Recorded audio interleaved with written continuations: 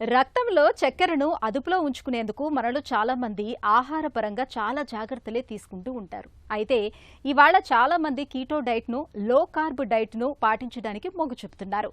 భోజన పళ్లెంలో కార్బోహైడ్రేట్స్ తక్కువగా, ప్రోటీన్లు, కొవ్వు పదార్థాలు ఎక్కువగా ఉండే కీటో, లో కార్బ్ డైట్ను తీసుకోవటం వల్ల షుగర్ జబ్బు చక్కగా అదుపులో ఉంటుందని, రక్తంలో గ్లూకోజ్ స్థిరంగా ఉంటుందని నమ్ముతున్నారు చాలామంది.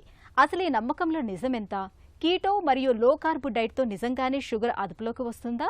ఆసక్తికరమైన ఈ విషయం గురించి డాక్టర్ ఏం చెబుతున్నారో ఇప్పుడు విందాం. సో కీటో డైట్ అనేది ఈ మధ్య అంటే గత 15 ఏళ్ళ నుంచి బాగా పాపులర్ అయింది. బేసిక్గా మనకు తెలిసిందే కీటో డైట్లో ఆయిల్ రిచ్ కానీ, లేదంటే ఓన్లీ ప్రోటీన్ తీసుకోవటం కానీ, ఫ్యాట్ రిచ్ డైట్ కానీ తీసుకోమని రికమెండేషన్స్ ఉంటుంటాయి. బట్ అది అంటే వాటి ఎఫెక్ట్స్ని మేము చూసాం క్లినికల్గా. ఇన్ఫ్యాక్ట్ లిపిడ్ ప్రొఫైల్ పారామీటర్స్ బాగా 3 times 4 times ట్రైగ్లిజరైడ్స్ పెరగటం లాంటివి చూసాం. And this is not a sustained diet. అంటే ఈ డైట్ మనం ఎప్పటికీ లైఫ్ లాంగ్ తీసుకోలేము. అండ్ ఫైబర్ బాగా తగ్గిపోతుంది కాబట్టి కాన్స్టిపేషన్ కానీ రకరకాల ఇష్యూస్ రావచ్చు. మీకు టెంపరీగా you may get some weight loss. ఒక 6 kgs 5 kgs అలా మీరు తగ్గొచ్చేమో. కానీ అదే తగ్గిన ఎంతైతే తగ్గారో అది అంతే వేగంగా ఆ అమౌంట్ ఆఫ్ వెయిట్ లాస్ కూడా మీరు రీగెయిన్ కూడా చేయొచ్చు. సో దీన్ని కొంచెం మాడిఫైడ్గా, అఫ్కోర్స్ మనం ఈ సాచురేటెడ్ ఫ్యాట్ కానీ, ఆయిల్స్ కానీ ఇవన్నీ వీ డోంట్ ఎంకరేజ్. కానీ డయాబెటీస్ ట్రీట్మెంట్లో ఒక ఇంటిగ్రల్ పిల్లర్ ఖచ్చితంగా డైట్. కాబట్టి మీరు of course carbs and fat intake ఎంత తగ్గిస్తే అంత మంచిది. ఆ ఫ్యాట్లో కూడా ఎస్పెషల్లీ సాచురేటెడ్ ఫ్యాట్ బాగా తగ్గేయాలి. అండ్ కార్బ్స్లో సింపుల్ కార్బ్స్ని బాగా తగ్గించాలి. ప్లాంట్ ప్రోటీన్ని బాగా ఎంకరేజ్ చేసుకోవాలి. ఫైబర్ని బాగా ఎంకరేజ్ చేసుకోవాలి. అండ్ అఫ్కోర్స్ యానిమల్ ప్రోటీన్లో egg white, boiled egg white తీసుకోవచ్చు, ఎల్లో లేకుండా.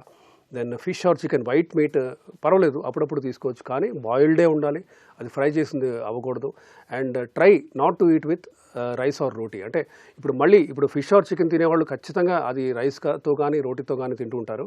అలా కాకుండా వెజ్జీస్తో, ఇప్పుడు మీ టొమాటో, క్యారెట్, కీరా, బ్రాకలీ, లెటస్, క్యాప్సికమ్ ఇలా వెజిటబుల్స్తో మీరు పచ్చిగా తినలేనప్పుడు ఉడకబెట్టి తీసుకోవచ్చు. వీటితో మీరు ఫిష్ ఆర్ చికెన్ పీసెస్ తీసుకోవచ్చు, ఎగ్ వైట్స్ కూడా తీసుకోవచ్చు ఇలా. సో మీరు కార్బ్ ఇంటేక్ కనుక తగ్గించుకుంటూ, అంటే ఈ సింపుల్ కార్బ్స్ ఎస్పెషల్లీ అది పాలిష్డ్ వైట్ రైస్ అవ్వచ్చు, దెన్ మైదా కానీ ఇవన్నీ కూడా కంప్లీట్గా అవాయిడ్ చేస్తూ తీసుకుంటే కాంప్లెక్స్ కార్బోహైడ్రేట్స్, మల్టీగ్రెయిన్తో ఉన్న అన్పాలిష్డ్ ఆర్ రైస్ అవ్వచ్చు, మల్టీగ్రెయిన్ రోటీ అవ్వచ్చు, ఆయిల్ లేకుండా పుల్కా లాగా.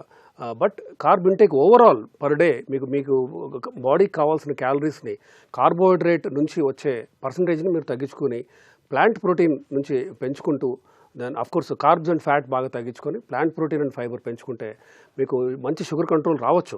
కానీ ఓన్లీ దీంతో సరిపోతుందా, మందులు అవసరం లేదా అంటే మోస్ట్ లైక్లీ మందులు అవసరం ఉంటుంది.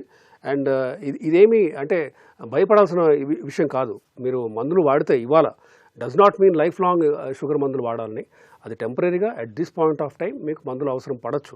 బట్ మేబీ ఆఫ్టర్ 1 year అవ్వచ్చు, 2 years అవ్వచ్చు, ఖచ్చితంగా మందులు మెల్లగా మనం తగ్గియచ్చు. టోటల్ బాడీ ఫ్యాట్ తగ్గినప్పుడు ఈ only diet and lifestyle మోడిఫికేషన్స్తో మీరు తగ్గిన బరువు అవ్వచ్చు ఆర్ డయాబెటీస్ రిమిషన్ని మీరు లైఫ్ లాంగ్ వితౌట్ మెడిసిన్స్ కూడా మెయింటైన్ చేయగలుగుతారు.